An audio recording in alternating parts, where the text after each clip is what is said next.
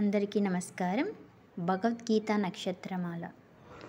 ఓం కృష్ణాయ యాదవేంద్రాయ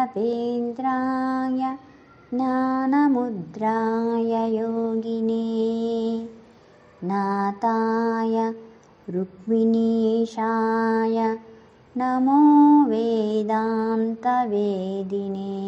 ఓం అద్వైతామృతవర్షిణీం భగవతి అష్టాదశాధ్యాయినీం అంబ త్వామనుసందదామి భగవద్గీతే భవద్వేషిణీం. ఓం ధర్మక్షేత్రే కురుక్షేత్రే సమవేతాయుజుత్సవః మామకాః పాండవాశ్చైవ కిమకుర్యత సంజయ. ఓం నైనం చిందంతి శస్త్రాణి నైనం దహతి పావకః న చైనం క్లేదయంత్యాపో న శోషయతి మారుతః. ఓం అచ్ఛేద్యో యమదాహ్యో యమక్లేద్యో శోష్యేవ చ నిత్యః సర్వగతస్థాణు రచలోయం సనాతనః. ఓం తస్మాదసక్తః సతతం కార్యం కర్మ సమాచర అసక్త్యో హ్యాచరన్ కర్మ పరమాప్నోతి పురుషః. ఓం నహి జ్ఞానేన సదృశం పవిత్రమిహ విద్యతే తత్స్వయం యోగ సంస్థితః కలేనాత్మని విందతి. ఓం విద్యా వినయ సంపన్నే బ్రాహ్మణే గవిహస్తిని శుచిచైవ స్వపాకే చ పండితాః సమదర్శినః.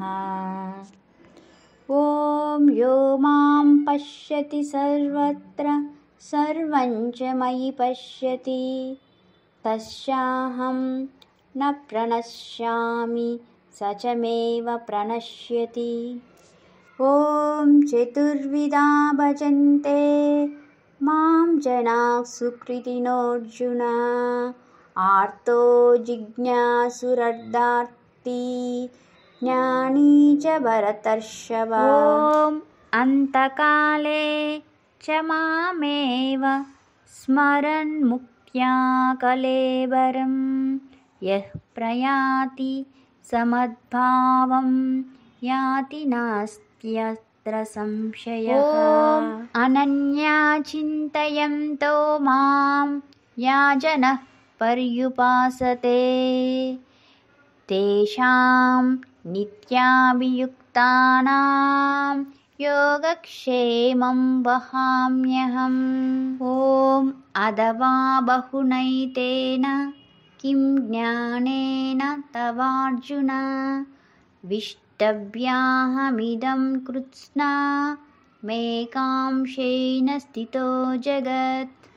ఓం కిరీటినం గదినం చక్రిణం చ తేజోరాశిం సర్వతో దీప్తిమంతం పశ్యామి త్వాం దుర్నిరీక్ష్యం సమంతాత్ దీప్తానలార్కద్యుతిమప్రమేయం. ఓం త్వమక్షరం పరం వేదితవ్యం త్వమస్య విశ్వస్య పరం నిదానం త్వమవ్యయ శాశ్వత ధర్మగోప్తా సనాతనస్త్వం పురుషో మతో మే. ఓం అనాదిమధ్యాంతమనంతవీర్యం అనంతబాహుం శశిశూర్యనేత్రం పశ్యామి త్వాం దీప్తహుతాశవక్త్రం స్వతేజసా విశ్వమిదం तपन्तम् ॐ श्रेयो हि ज्ञानमभ्यासात् ज्ञानार्जनं विशिष्यते ज्ञानात् कर्मफलत्यागस्य गाचान्तिरनन्तरम् ॐ ज्योतिषामपि तेजोषि तमसः परमुच्यते ज्ञानं ज्ञेयं ज्ञानगम्यं हृदि सर्वस्य विशिष्टितम् ॐ कर्मणः सुकृतस्य सात्विकं निर्मलं फलं रजसस्तु फलं दुःखमज्ञानं तमसः फलम् ॐ अहं वैश्वानरो भूत्वा प्राणिनां देहमाश्रितः प्राणापानसमायुक्तः प्रचाम्यन्नं चतुर्विधम् ॐ दैवी सम्पद्विमोक्षाय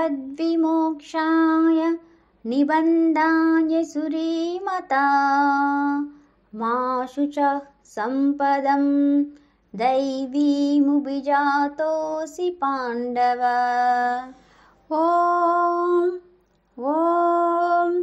तत्सदिति निर्देशो ब्रह्मणस्त्रिविधः स्मृतः ब्राह्मणास्तेन वेदाच्च यज्ञाच्च विहितः पुरा ॐ मच्चित्तः सर्वदुर्गाणि मत्प्रसादत्तरिष्यसि अदच्चेत्त्वमहङ्कारान् श्रोष्यसि विनङ्क्ष्यसि ॐ सर्वधर्मान् परित्यज्य मामेकं शरणं व्रज अहं त्वा सर्वपापेभ्यो मोक्षयिष्यामि मा शुच ॐ यत्र योगीश्वरः कृष्णो यत्र पार्थो धनुर्धरः तत्र श्रीर्विजयो भूतिर्ध्रुवा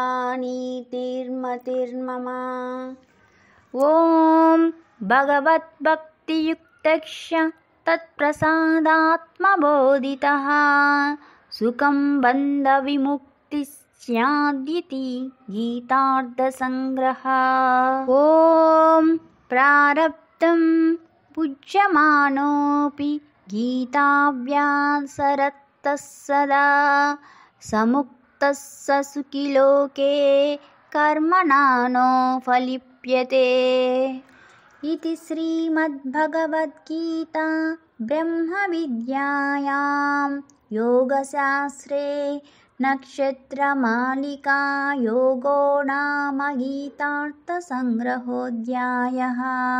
ఈ గీతా నక్షత్రమాలను మనం నిరంతరం పారాయణం చేయటం వలన మనము గీతా గ్రంథం చదివితే ఎంత ఫలం లభిస్తుందో అంత ఫలితం లభిస్తుంది. ఈ వీడియోని అందరికీ షేర్ చేయండి. ఇలాంటి మరిన్ని వీడియోస్ కోసం మన ఛానల్ని సబ్స్క్రైబ్ అవ్వండి. వీడియోని షేర్ చేయండి. Thank you.